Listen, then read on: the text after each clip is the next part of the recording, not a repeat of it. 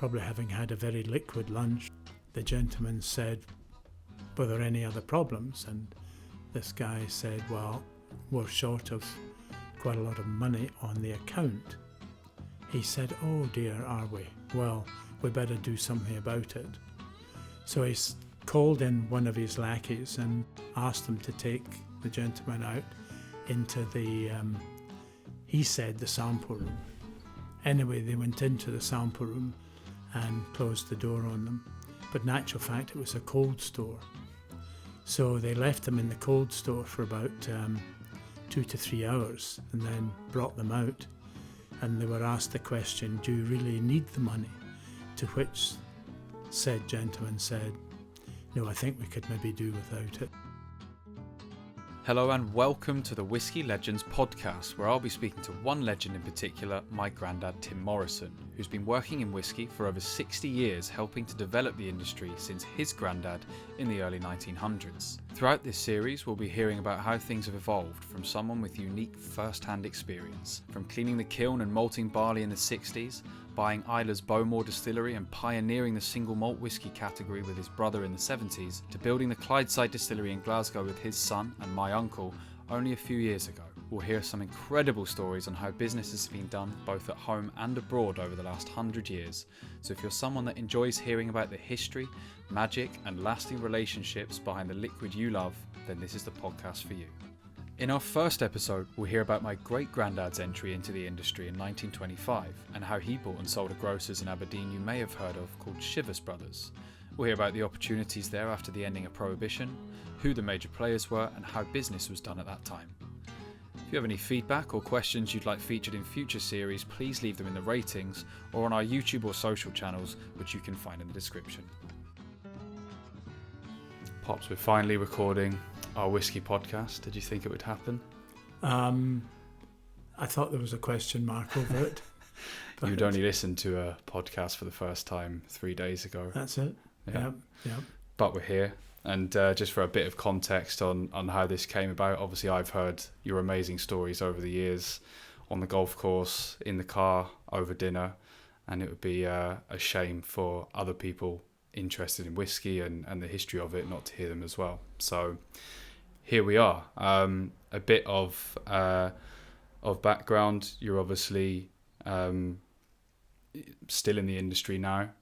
Been in the industry for 64 years. 64 years, and your family has been around for 100 to 200 years. Yeah, on both sides. That makes a good place to start, really. When your dad came into the whiskey industry, I think it was it 1925? 1925, that's correct. And how did he come into it?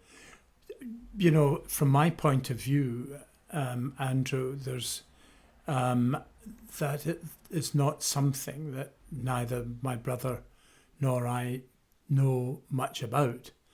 Not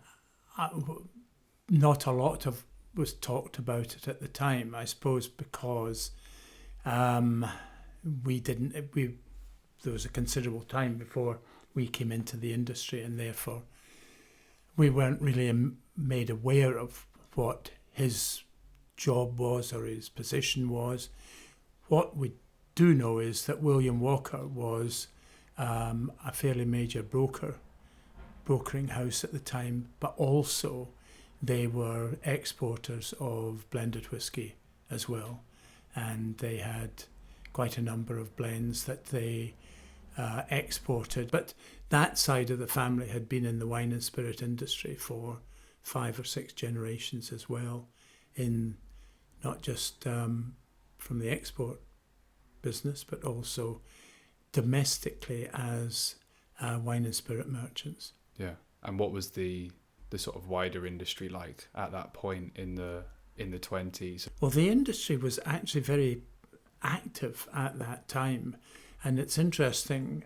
Prior to us doing this podcast, I was able to look through this period of 25 through to 35, 40, and the activity that was going on in the industry was really quite noticeable, and impressive. But the major player at that time was the Distillers Company, and Distillers Company owned most of the malt whisky distilleries as well as the grain distilleries, and of course the major players, brand players at that time as well. And where was William Walker Company? I would say William Walker at that time was in the middle of the pack. Yeah. You had companies like Arthur Bell, Robertson Baxter, Highland Distilleries, all were very active. And I think the interesting thing is that in the collection that we have in the Clydeside, that you will see a lot of the brands that were active at that time in our collection. Sadly, very few of whom now are active. Yeah. So they were, William Walker, that side of the family is already well established. What about your father's side of the family? Were they in the drinks, or was it? No, my father's side were probably through my father's grandfather, John Morrison, were the leading construction company in Glasgow at that time, having been formed in about 1860. And I think they sold out to Sir William Arrol in probably about 1922 for quite a sizable sum of money. But they had a huge portfolio of products of buildings that today are significant in Glasgow. Yeah, and Sure. You found out after you purchased the Clydeside that actually My great grandfather had built those. And you only found that out? Yes, it came about as a result of a book that a friend of ours had written about the Clyde and the history of the Clyde and what was going on at the time. Yeah. So what were some of William Walker's bigger brands at that time? And I guess what was the main business for them? How did they make their money in the whiskey industry specifically? Well, the main part of his business was the export of blended whiskies. And he had a number of brands: Swords, 8 Rains, Gauntlet, William Walker, and they were primarily exported to America. That was his biggest market. But he also was pretty active in the UK market as not so much a broker, but he was the agent, for instance, for Glenfarclas Distillery. And he was very friendly, of course, with the Grant family. And he operated that business out of the centre of Glasgow. And there was a number of distilleries in Glasgow at that time, wasn't there? At that time, there weren't so much many of the distilleries, although there were a few. But of course, there had been in the past a huge number of distilleries. But there were so many very well-known famous whiskey blending houses situated in Glasgow at that time. So there's basically a very well-established market for it. I guess you could say it was booming at the time, and that's when your dad came back from Asia, joined William Walker. How did you know how he got that job? No idea. No idea at all. What did he do for him in those initial days? I can only presume that he was in charge of stock and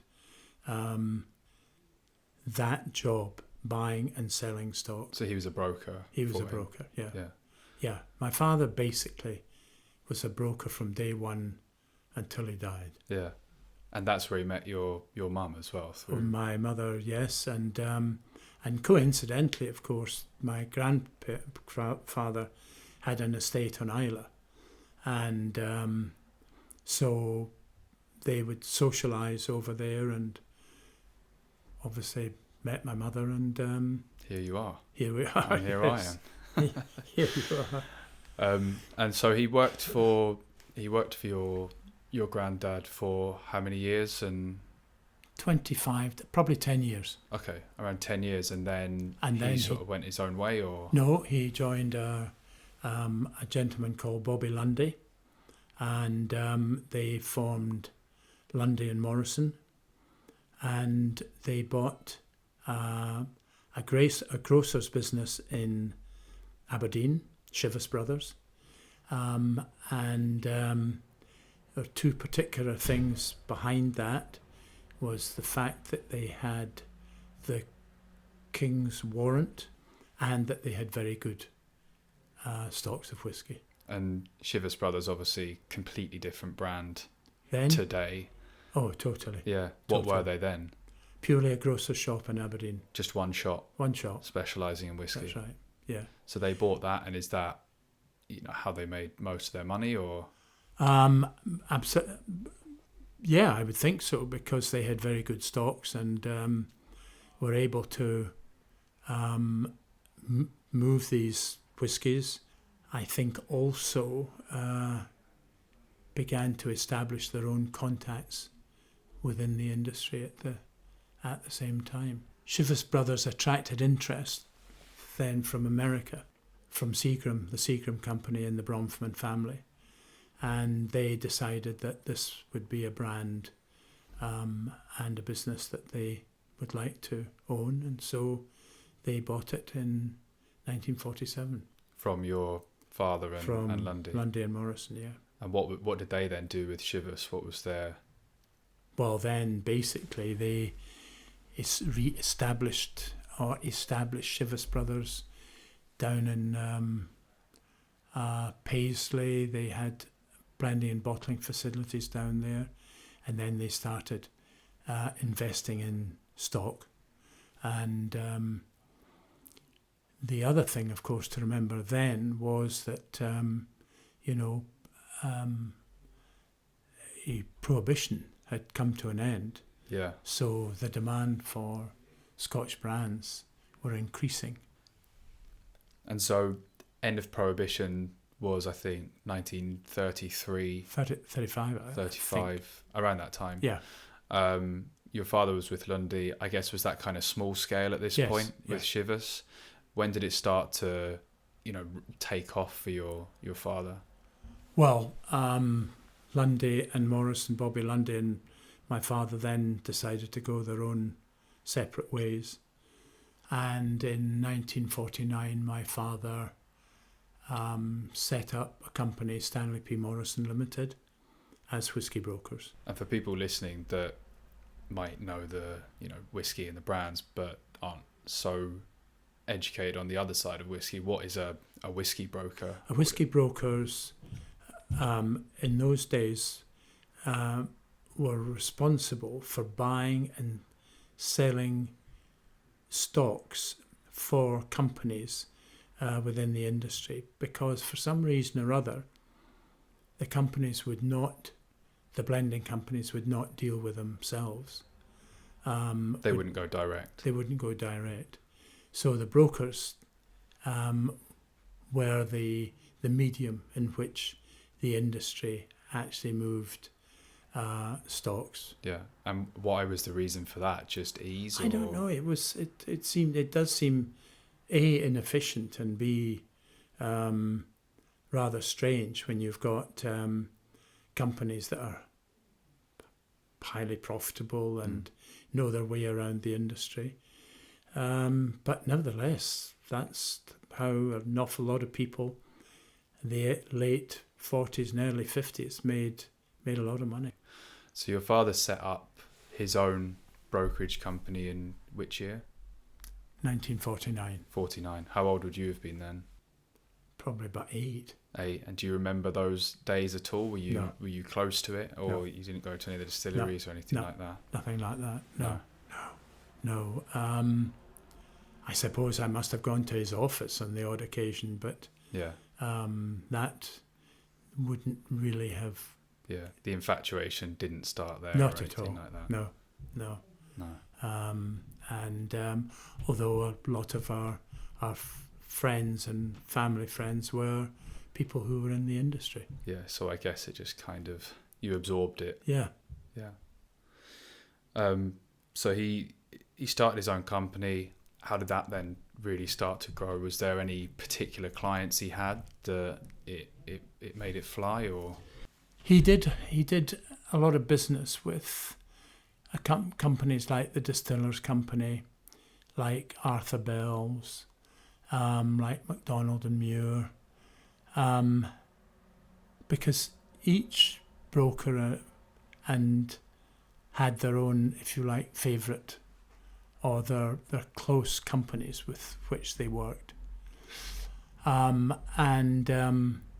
remember basically my father going through every Tuesday to Edinburgh to meet with the Distillers Company and take a list of whiskies that were available to them, and also let them know what he was looking for. And they would probably have done about 100,000 quid's worth of business, and then spend the rest of the week either moving or finding stocks for that particular customer. And bearing in mind he had a pretty good idea, as did the brokers, all have a pretty good idea of what whiskies were held by what companies and who were maybe heavy on stock or light in stock. So there was either exchanges or there was deals done. And then at that time, J&B, like Cutty Sark, was making its mark on the United States market. Yeah. And he was one of the 4 broking houses that were given the business by J&B to supply whisky for the brand. And that was a very hefty contract. Very hefty. So that kind of propelled him Forward to the next level, yeah. Allowed him to do other things. Yeah, yeah. And was it just the US and the UK at this point? Was it any other countries? No, we weren't dealing in any other countries at that time. And how did he have that? The initial contact with J&B? Personal contact. Just from meeting? Having known each other, known the people involved for many years, probably. Yeah. And these people had trust in the brokers. Yeah. None of these companies really wanted lots of people knowing that they were getting rid of so many casks or wanting to buy so many casks. Yeah. So it was a personal, very personal relationship. Yeah. That the brokers had with their blending houses. And how were the sort of the deals done in those days? I imagine it wasn't like now where there's lawyers and contracts and things like that. A piece of paper between each person and saying, I want to buy this, or I'm selling you 125,000 gallons at 25 shillings. And a handshake, and that was that. And did that ever cause issues at the time? Well, you know, there was all sorts of stories about what happened during Prohibition, and I think the one story that my father told me was of this particular gentleman who was very well known in the industry at the time, had been supplying a company in Chicago who had become a bit dilettante in crediting the account back in Glasgow. And so this particular gentleman went out to Chicago and they discussed the various problems, and eventually, probably having had a very liquid lunch, the gentleman said, were there any other problems? And this guy said, well, we're short of quite a lot of money on the account. And he said, oh dear, are we? Well, we better do something about it. So he called in one of his lackeys, asked him to take the gentleman out into the, he said, the sample room. Anyway, they went into the sample room, took them into the sample room and closed the door on them. but in actual fact it was a cold store. So they left them in the cold store for about 2 to 3 hours and then brought them out, and they were asked the question, do you really need the money? To which said gentleman said, no, I think we could maybe do without it. Otherwise they knew what was probably going to happen. And of course those were the really nasty days in Prohibition. Yeah, so you wouldn't have seen that. It was all a bit more gentlemanly after those years. Yeah. Okay, so the industry is properly established then by the time your dad's, I guess, developing the business through the 50s, and it's these big contracts for the likes of J&B. What were the significant businesses and other brands at that time? Well, at that time, Distillers Company Limited was 50% of the industry, both as in terms of production with the number of malt distilleries they had and grain distilleries they had, and plus the brands. And those brands included Johnnie Walker, Haig, Dewar's, White Horse, Black and White, and VAT 69. And then on the other hand, you had the independent companies like McKinley's, Teachers, Lang Brothers, White Mackay, and those companies all had their own brands. And McKinley's, Teachers, Long John, Lang's, White Mackay, Spey Royal from Gilbey's, Highland Queen from MacDonald Muir, and Famous Grouse from Matthew Glogg were the other independent brands that had recognition at that time. Yeah, and Arthur Bell's, was that? And of course Arthur Bell's, I'd forgotten Arthur Bell's. Yes. Was that independent as well? That was independent, yes, and of course I shouldn't have forgotten that, having spent my And that's my where you training first went, wasn't it? That's where I did my training, yes. Yeah, but there was certainly no single malts at none, the time. Absolutely not at all. And probably not the number of distilleries there are a few years later. Well, that's true, but at that time there were quite a number of distilleries. And they were just there essentially to provide the spirit for these blended brands, the large blend companies. Yeah. And then you obviously joined the industry in 1960, was it? I went to work with Arthur Bell in 1960 and was with them for basically about 8 months, and then went to the North British Distillery, and then I joined the family business in 1961.